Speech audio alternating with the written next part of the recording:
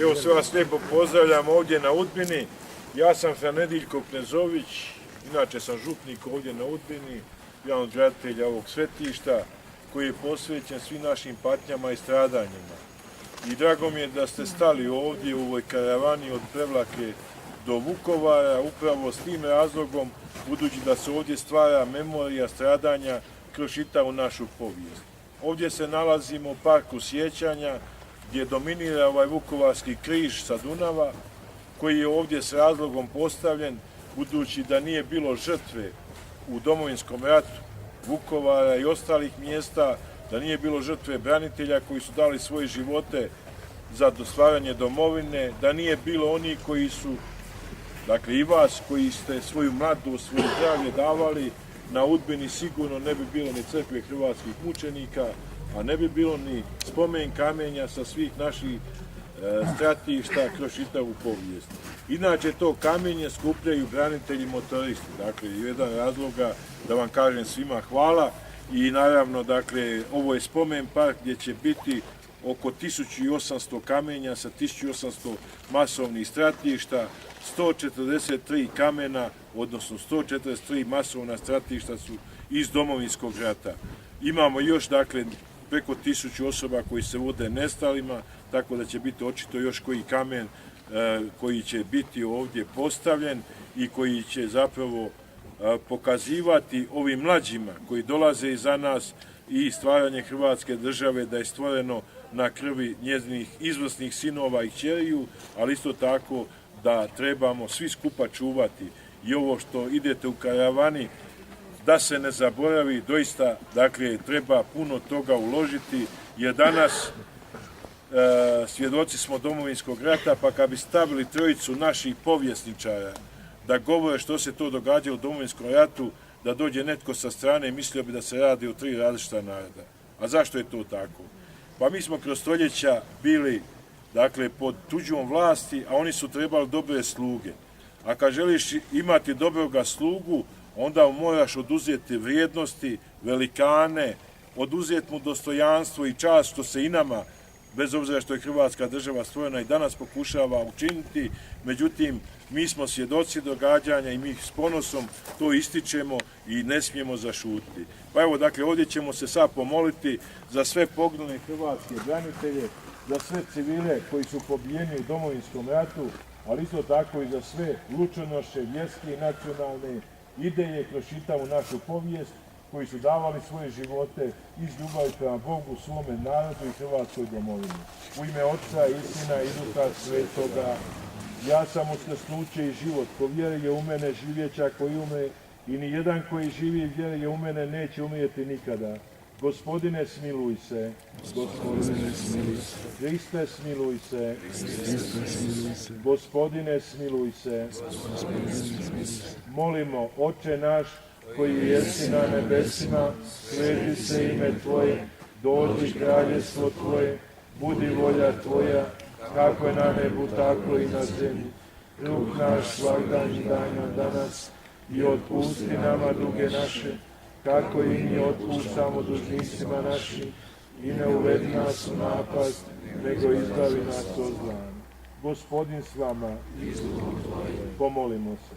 Svemogući Bože, kroz našu povijest digao si velikane koji su davali svoje živote iz ljubavi prema Tebi, svome hrvatskoj narodu i svojoj hrvatskoj domovini.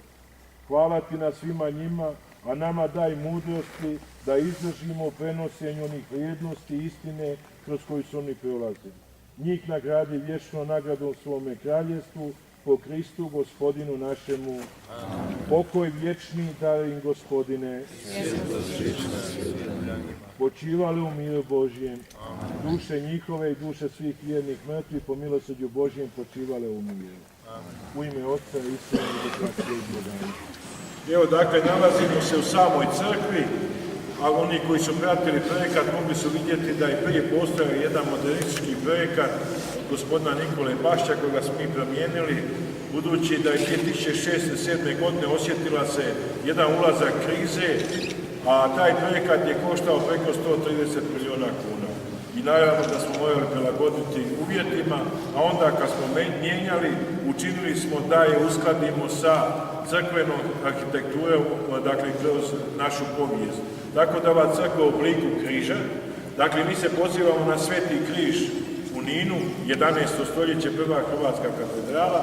U centru križa nalazi se kupola, ona označava nebo, a dolje na staklenoj podlozi nalazi se krstionica knjeza Višeslava, 801. godina. Vjerujem da niste vidjeli u crkvi staklene podove, dakle uvijek je kamen, pločice, beton i tako dalje. Ovdje je s razlogom, dakle, taj stakleni pod, zato što je ovo hram zahvalnosti svima onima koji su izljubili prema Bogu i svome hrvatskom narodu davali živote. Zato smo, dakle, u crkvu mogu ući samo one koji crkva proglasila blaženima, odnosno svetima.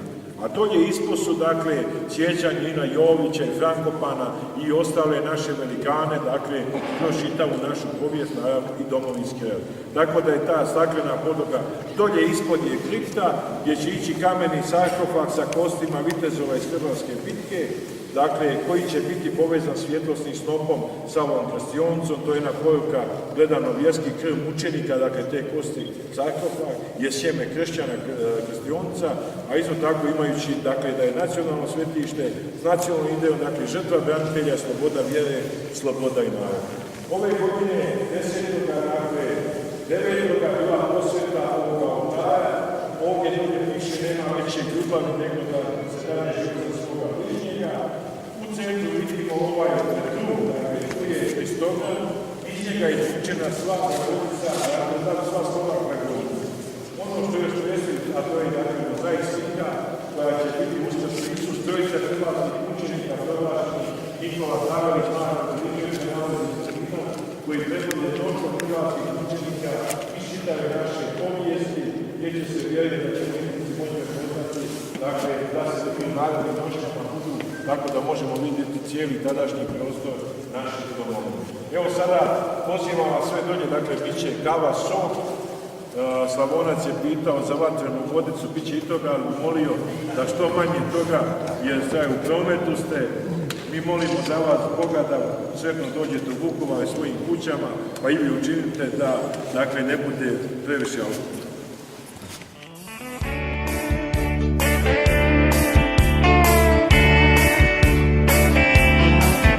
I'm a singer-songwriter and a no-bar fighter, like the whole pretty women all night. I drink a little beer and I roll a little smoke. It makes me feel alright. Don't call me wrong for the things I've done, because you don't think that they're okay. These old outlaw ways ain't always good for me, but they help me get through these days. Well, I woke up this morning, I was feeling bad from all the tuning and toasting last night. My shirt's all bloody, my hands swollen up, I guess I got in a fight. My Harley ain't here, I must have hit the ride home and blamed that pretty girl in my bed. These old outlaw ways ain't always good for a man, but they help me get through these days.